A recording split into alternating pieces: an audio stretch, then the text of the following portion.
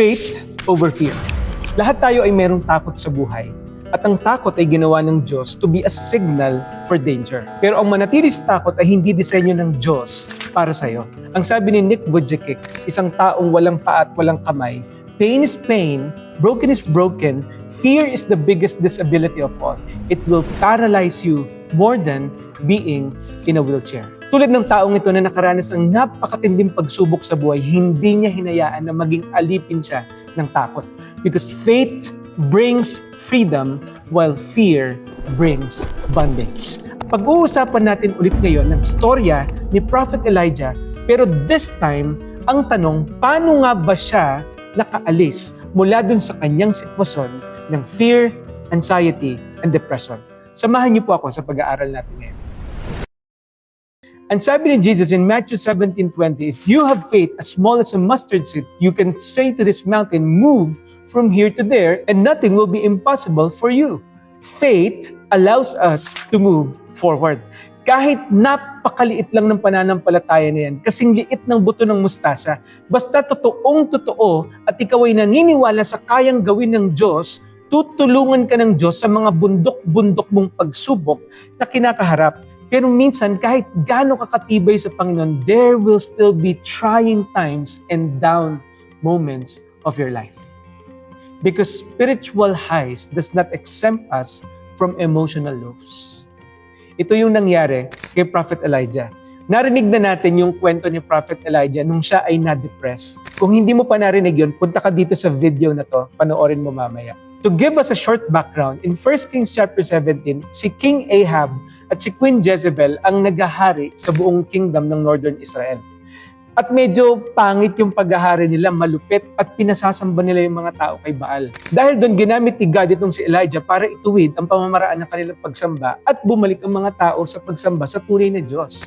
Nagkaroon ng showdown ngayon sa Mount Carmel ang 450 prophets si Baal at itong si Elijah ang nanalo. It was the greatest victory that Elijah had experienced. It was the peak of his career bilang isang prophet. Nangyari pa yun sa taas mismo ng bundok.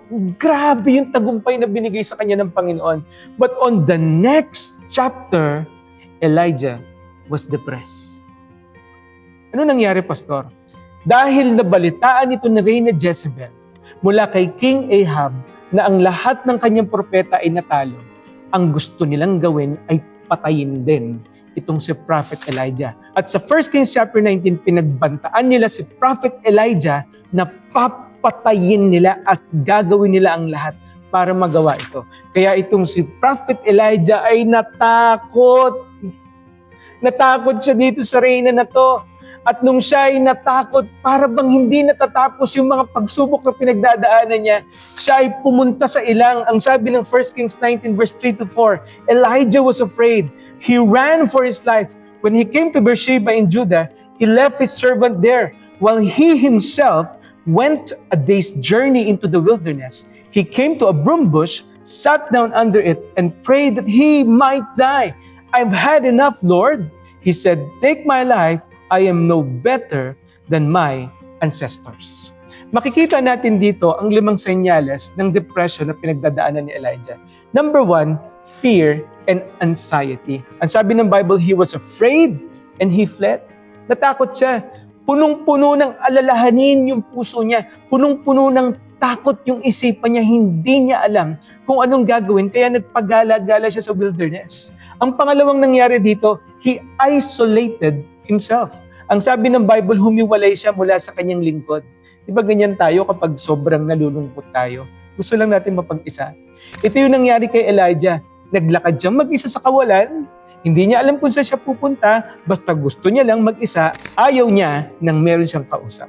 Ang pangatlo naging senyales ay hopelessness. Hindi lang basta nag-isa siya, nawala na siya ng pag-asa. Ang sabi niya, Lord, I have enough. Lord, ayoko na. Tigil na. Pagod na ako. Pero nag-escalate pa yan. Sinabi niya sa Panginoon, Lord, take my life. Nagkaroon na siya ng death wish. Hindi lang hopelessness, kundi nagkaroon na siya ng hiling sa Panginoon, Panginoon, kunin mo na lang yung buhay ko. In short, distorted na yung kanyang thinking. Ang sabi niya sa Lord, Lord, I am no better than my ancestors. So lahat ng ito ay pinagdaanan ni Prophet Elijah at hindi niya na alam kung paano siya makakausad. But the question is, how did Elijah get out of that situation? Paano siya nakaalis mula sa sitwasyon na yon? Alam natin sinabi ng anghel ng Panginoon sa kanya, Elijah, bumangon ka at kumain, mahaba pang iyong lalakarin. Hindi pa tapos ang kwento ng Panginoon sa buhay niya. At ano ang naging respond ni Elijah? Number 1, he chose to pause and rest. Ang sabi ng verse 5, then he lay down under the bush and fell asleep. Nung siya ay gulong-gulo yung isip niya kung saan-saan siya nagpupunta, sa kanyang paglalakad nakakita siya ng puno at doon siya ay natulog at nagpahinga. Alam mo, minsan, ang isa sa mga paraan para tumigil yung napakagulong isipan natin is for us to pause. Pause. Kalma lang. Rest. Pahinga ka muna. Minom ka ng tubig, kumain ka, pahinga ka muna, tignan mo, mag-reflect ka. Ano na nga ba nangyayari ngayon sa buhay ko? And this is what Elijah had done. Nakita niya merong isang puno sa gitna ng wilderness. Na para bang ito yung buhay niya eh. Na sa gitna ng isang tuyong lugar, merong isang puno na pilit na lumalaban. Ito yung litrato ng buhay ni Elijah. He chose to pause and to rest. Pangalawang bagay na ginawa ni Elijah, he chose to accept help. Tumanggap siya ng tulong. Ang sabi ng Bible, he looked around and there by his head was some bread baked over hot coals. Ito yung sabi ng verse 6. Hot coals, mainit na pagkain, bagong luto. Nakakatulong pala to. Pag ikaw ay dumadaan sa kalungkutan, yung mga mainit na pagkain. And a jar of water, he ate and drank and then lay down again. The angel of the Lord came back a second time, touched him and said, get up and eat, for the journey is too much for you. So he got up and ate and drank. Strengthened by that food, he traveled 40 days, 40 nights, until he reached Horeb, the mountain of God. So makikita natin na tumanggap siya ng tulong mula sa anghel. Hindi niya ni-reject yung tulong ng Diyos. Di ba madalas ang tao kapag dumadaan sa mga ganung state ng buhay, ayaw niyang may makausap, ayaw niyang humingi ng tulong sa iba. But you have to understand, in order for you to get out of that situation, accept help. Tulungan mo ang sarili mo at tumanggap ka ng tulong mula sa ibang tao. Ito ang nakita ni Elijah. Nung panahon na siya ay depressed at gusto niya nang mawala sa mundong ito, dumating ang anghel ng Panginoon at kinain niya yung pagkain na binibigay sa kanya. He chose to accept help. Pangatlong bagay na ginawa ni Elijah, he chose to be honest with God. Hindi lang siya basta tumanggap ng tulong, hindi lang siya basta nag-pause and rest, siya ay naging totoo sa harapan ng Panginoon. Ang sabi sa verse 9 and 10, there he went into a cave, spent the night, and the word of the Lord came to him. What are you doing here, Elijah? Sabi ng Panginoon sa kanya. He replied, I have been very zealous for the Lord God Almighty. The Israelites have rejected your covenant, torn down your altars, and put your prophets to death with the sword. I am the only one left, and now they are trying to kill me. So in-express niya talaga yung kanyang nararamdaman sa Panginoon. Lord, ito yung kalagayan ko. Ginawa ko lahat, Panginoon. Sobrang naging bold ako sa pag-share ng salita mo. Sobrang ginawa ko yung trabaho ko bilang isang propeta. Pero right now, ito yung sitwasyon ko. Papatayin nila ako. Naging honest siya sa harapan ng Diyos. Alam mo, ang pinakamagandang paraan sa panahon ng pagsubok, lumuhod ka, tumawag ka, at kausapin mo ang Panginoon. For God hath not given us the spirit of fear. Binigyan tayo ng Diyos ng Holy Spirit and we can cry to our Abba Father day and night. Be honest with God. Sabihin mo sa Panginoon yung sitwasyon mo. Sabihin mo sa Panginoon yung nararamdaman mo. Sabihin mo sa Panginoon yung mga bagay na bumabagabag sa iyo. Hayaan mong tulungan ka ng Diyos. Dahil ang first step sa matinding pagkilos ng Panginoon sa buhay mo is for you to humble yourself before Him. Aminin mo sa Kanya na hindi mo kaya. Pang-apat na ginawa ni Elijah, he chose to have faith in God. Ang sabi ng susunod na talata in verse 11, the Lord said, go out Stand on the mountain in the presence of the Lord, for the Lord is about to pass by. Lumabas ka. Then a great powerful wind tore the mountains apart. Grabe, no? Lakas ng hangin na to. Sinira yung bundok. Shattered the rocks before the Lord, but the Lord was not in the wind. After the wind there was an earthquake, but the Lord was not in the earthquake. After the earthquake came a fire, but the Lord was not in the fire. And after the fire came a gentle whisper.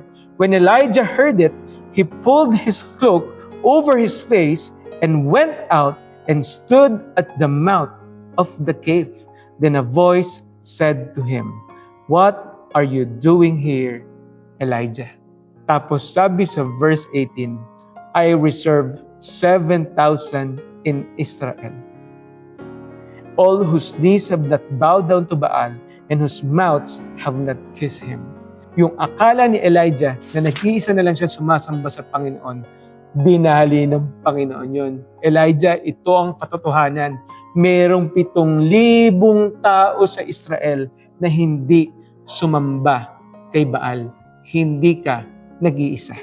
Pinanghawakan ni Elijah ang mga salita na nanggaling sa Panginoon at nakawala siya mula sa mga kasinungalingan ng kaaway. And number 5 and last, anong ginawa ni Elijah, Pastor? He chose to go back to his purpose.